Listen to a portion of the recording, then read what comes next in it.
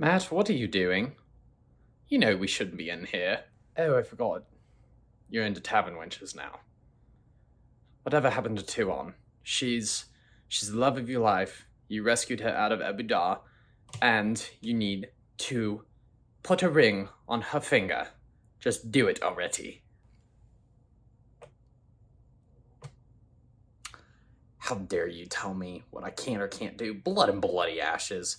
Burn you! I'm no hero. I can be with whatever tavern wench I decide to be with. Leave me alone, Rand. Go just save the world or whatnot. Oh, all this gold you're asking about? I need to be able to feed the band of the Red Hand. What do you mean you don't have enough gold? Blood and bloody ashes, Matt.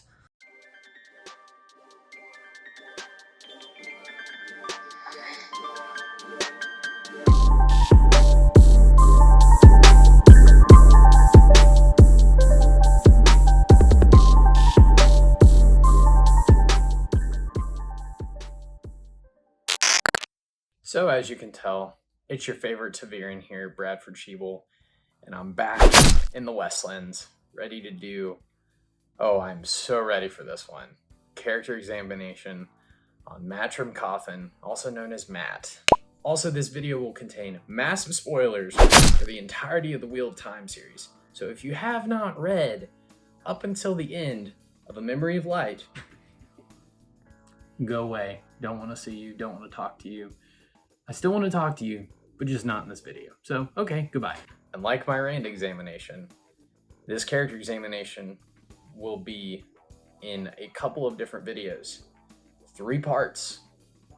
This first video is just an intro on who Matt is as a character and why he is a fan favorite. And while he's personally not my favorite, I still think he's a literary masterpiece and a commentary on the trickster mythology and why it should be more delved into in stories. What I'm going to cover in this video is introducing Matt as a character, why I love him so much, and while you would think most tricksters are evil, anti-heroes, and the like, Matt Cauthon is none of the above.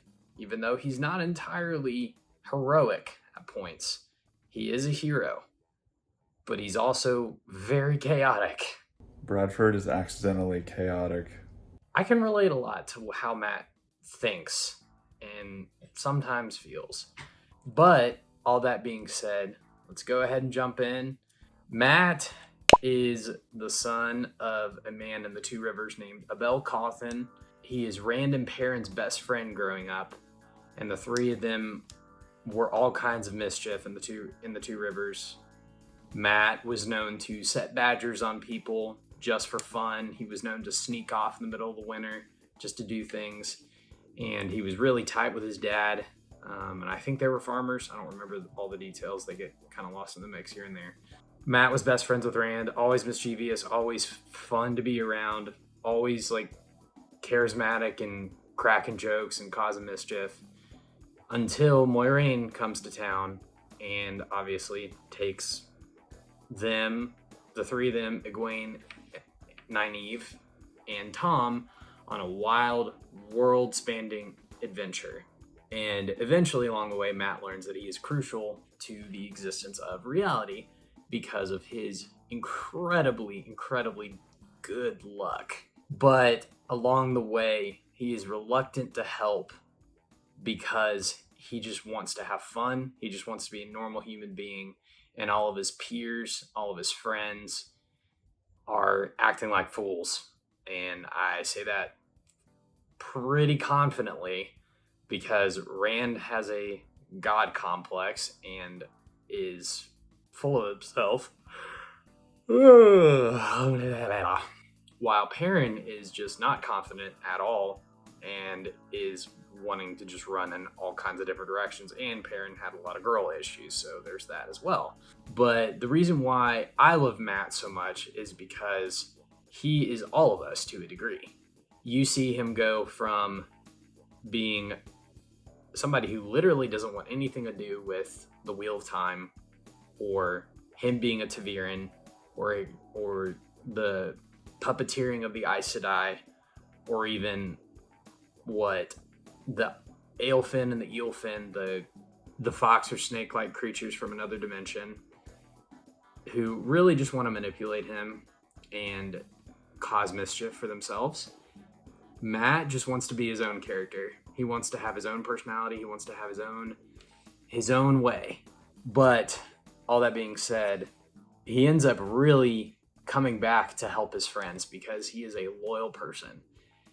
And while he can be a bit whiny throughout the series, on my first read through, I couldn't stand Matt until about book 9.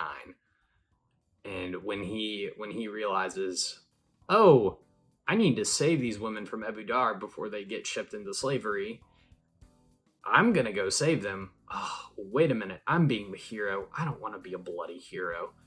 But yet he still goes and does it and accepts his fate and learns to be a hero even though that's not what he wants to do. And yet along the way, he's drawn back into taverns and pubs and just is winning bets after bets after bets, and it's so cool. And he has no special powers to begin with. He's just a normal guy who the wheel and the pattern decided to give extreme luck to, which is wild. The reason why he is different from a lot of other tricksters you see in myths and these grand epic fantasy stories is because most tricksters are seen as evil agents of chaos, which Matt is an agent of chaos, don't get me wrong, but in a self-serving kind of way. And he's an outsider to a lot of his friends. You see that throughout the series, especially when he goes off to marry Tuon. You're not expecting, well, you are expecting that to happen because it's prophesied in book 4, and then it actually happens in book 11. And the way it's done is really cool.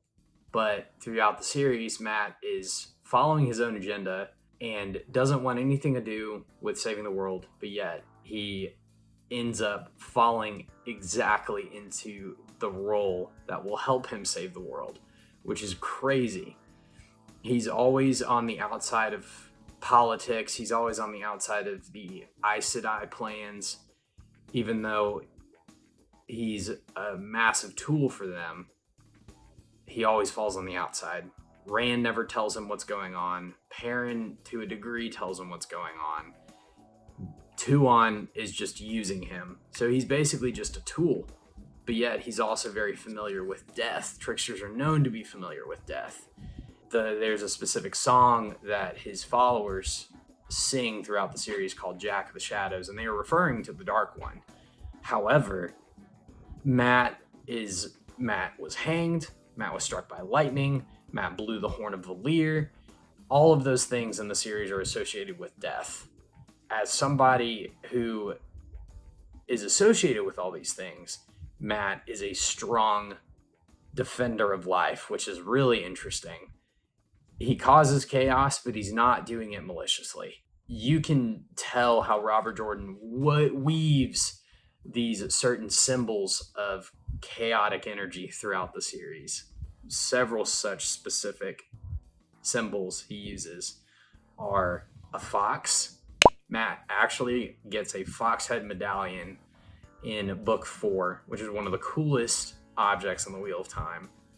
It's dope. He is associated with the Shan-Chan in book 11 as the Prince of Ravens after Tuon marries him. He loves to play the game Snakes and Foxes with Oliver and Tuon, and also any woman he can hang out with in a tavern. Truly. He's a womanizer, unlike yours truly. He's a gambler. Many of the icons of his POV chapters have dice as their icons.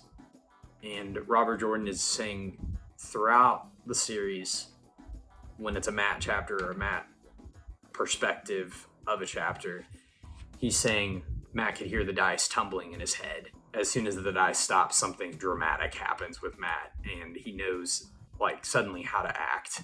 And it's really cool. He literally leaves it all up to fate, but yet he still in charge of his own agency, which is a really interesting binary. Again, if you haven't seen my Doctor Strange video, you know I love to dive into why binaries are so interesting to talk about, but yet not true because there's so many shades of gray. And that leads me into another point. Tricksters are known for not living in either light or dark or otherness completely. They're all existing in any of those categories at any of the same time. And Matt certainly does that. When he takes the dagger from Shadar Logoth in book 1, or to when Egwene, in an absolutely iconic move, gives the entire armies of the light over to Matt for him to be their general in A Memory of Light, which it's incredible. Not planned, but he becomes the general, and they allow him to strategize completely based on luck and gambling. And he's doing this with dead people's memories in his head, and it's incredible. Matt's just an icon. And you see this throughout the series. You just, like, all these things are woven into his story throughout the series. And also, he's a hero you want to cheer for because he doesn't think he's a hero. He doesn't want to be a hero because he's realistic. He's pragmatic. He's perceptive. Even though he's an idiot a lot of the times, and he causes damage and chaos and death everywhere he goes, even though he doesn't do it intentionally, and he does it for the people he loves, which is a tough look for him. But he's got some pretty good points as to why he doesn't trust Rand or trust Egwene or trust Nynaeve, because they're all trying to use him, and he's just trying to be himself. And if anyone out there knows what that feels like, it's a real thing. People try to use you even if it's for good reasons, and that's not good. Matt sees through all of that crap, and he decides to fight against it, which is great. We love that about him. That kind of wraps up what I was wanting to talk about in this particular video, but tune in next time, because we're going to go a little bit more into why he's an important character in this series and what makes him stand out, not only in the Wheel of Time series, but in fantasy as a whole. So until then, just remember, Driver picks the music. Shotgun shuts.